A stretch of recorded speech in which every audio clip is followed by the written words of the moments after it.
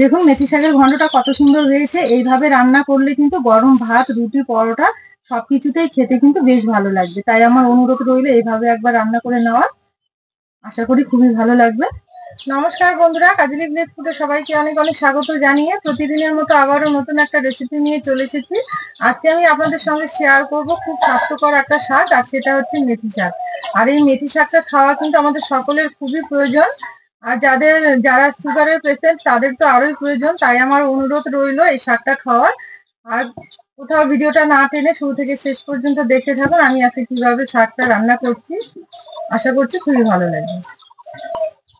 এবার আমি মেথি শাকগুলো ছোট করে কেটে কষে করে ধুয়ে তুলে নেব।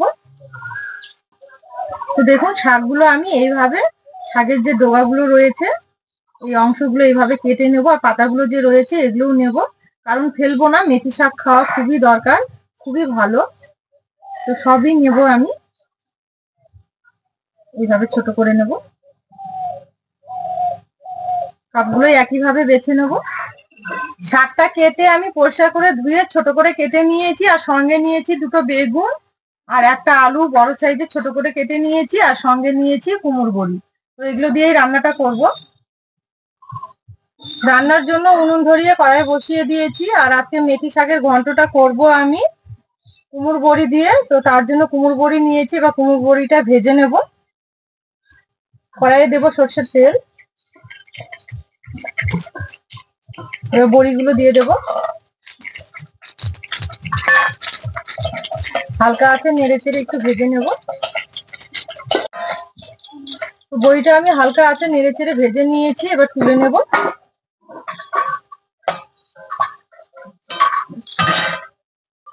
আবারও কড়াইয়ে একটু সর্ষের তেল দেব। ফোড়নে দেব একটা শুকনো লঙ্কা অর্ধেক করে দেব, আর দেব হাফ চামচ কালো জিরে। প্রথমে আমি আলুগুলো দিয়ে দেব ছোট করে কেটে রাখা।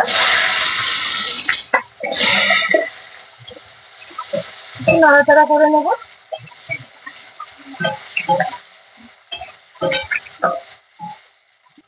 এবার দেব ছোট করে কেটে রাখা বেগুন।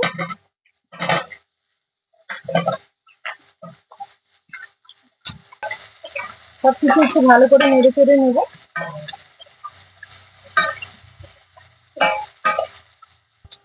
এবার মেথির শাকটা দিয়ে দেব।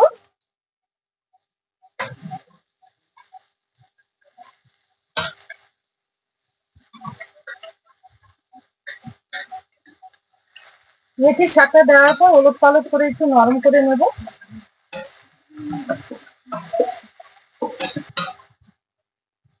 শাকটা দেওয়ার পর নেড়ে চেড়ে ভালো করে নরম করে নিয়েছি।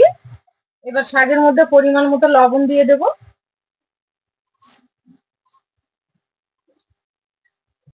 এবার দেব হলুদ গুঁড়ো। আবারও ভালো করে নেড়ে চেড়ে নেব। মেথি শাকের ঘন্টটা আমি খুব সিম্পল ভাবে করব, অল্প মশলা দিয়ে, কিন্তু খেতে খুব ভালো লাগবে। অনেকে তেতো লাগার ভয়ে খেতে চায় না, কিন্তু আজকে আমি যেভাবে রান্নাটা করব এভাবে একবার রান্না করে খেয়ে দেখবেন, খেতে কিন্তু খুবই ভালো লাগে। মেথিটা যেমন আমাদের স্বাস্থ্যের পক্ষে খুবই ভালো খাওয়া, মেথি ভেজা জল সকালবেলা খালি পেটে, তো সেই রকমই কিন্তু এই মেথি শাকটা যদি আমরা মাঝে মধ্যে রান্না করে খেয়ে থাকি তাহলে কিন্তু আমাদের স্বাস্থ্যের পক্ষে খুবই ভালো। তো দেখুন শাকটা খুব সুন্দরভাবে নরম হয়ে গেছে নাড়তে নাড়তে। এবার আমি ভেজে রাখা যে বড়িগুলো একটু হাত দিয়ে এভাবে আধ ভাঙ্গা করে দেব, তাহলে কিন্তু খুব সুন্দরভাবে সেদ্ধ হয়ে যাবে।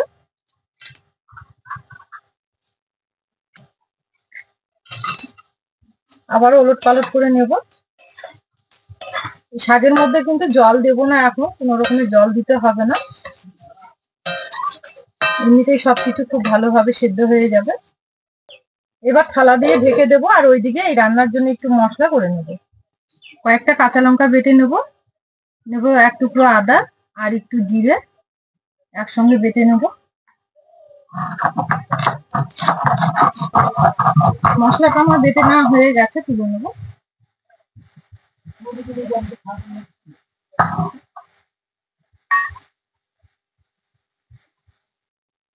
এবার আমি ঢাকা তুলে নেব। তো দেখুন কত সুন্দর হয়েছে, শাকটা একদম নরম হয়ে গেছে। কতটা সুন্দর লাগছে দেখুন, আর খুব সুন্দর একটা গন্ধ ছেড়েছে। এই মেথি শাক রান্না করলে কিন্তু গন্ধটা এত ভালো লাগে কি বলবো। আপনারা অবশ্যই এইভাবে একবার রান্না করে খেয়ে দেখবেন, খেতে কিন্তু খুবই ভালো লাগবে। তো খুব সুন্দরভাবে এইভাবে একটু নাড়াচাড়া করে নিয়েছি ঢাকা তুলে। এবার আমি মশলাটা বেটে নিলাম, এই মশলাটা দিয়ে দেবো। কাঁচা লঙ্কা, আদা আর জিরে। আবারও খুব সুন্দর করে নাড়াচাড়া করে নেব। আর বড়িগুলো ভেঙে দিয়েছি, তার জন্য দেখুন কত সুন্দর হয়ে গেছে। বড়িগুলো কিন্তু খুব সুন্দরভাবে গলে গেছে, এই যে দেখুন কত সুন্দরভাবে নরম হয়ে গেছে। তো দেখুন খুব সুন্দরভাবে মশলাটা দেওয়ার পর নেড়ে চেড়ে কষিয়ে নিয়েছি। এবার খুব অল্প পরিমাণে জল দিয়ে দেব, বেশি দেবো না, মাখো মাখো করে রান্না করব। আর একটু দেবো।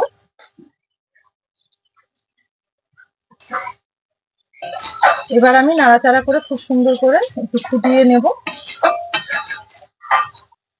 তো রান্নাটা আমার হয়ে গেছে, এবার নামিয়ে নেব।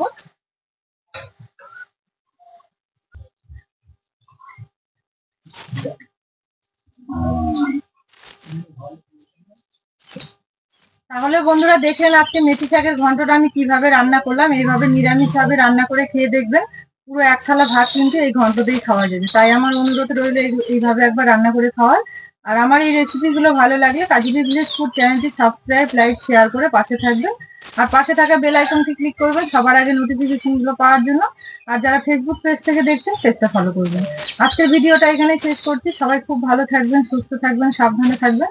আবার দেখা হবে এরকম নতুন কোনো রেসিপি নিয়ে।